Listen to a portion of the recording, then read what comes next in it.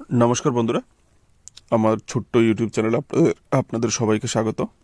বন্ধুরা, কলকাতা মিউনিসিপ্যাল কর্পোরেশনে স্বাস্থ্যকর্মী নিয়োগ হচ্ছে, যা টোটাল এখানে শূন্যপদ হচ্ছে 118টি।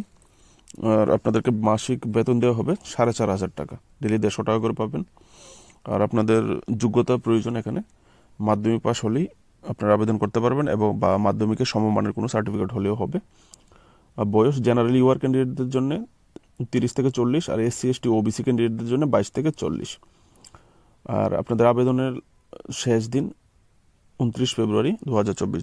বন্ধুগণ, কীভাবে আবেদন করবেন পুরো ডিটেলসের জন্য আপনারা আমাদের লং ভিডিও দেখতে পারেন, সেটা আমি আমার চ্যানেলে আপলোড করে দিয়েছি আগেই।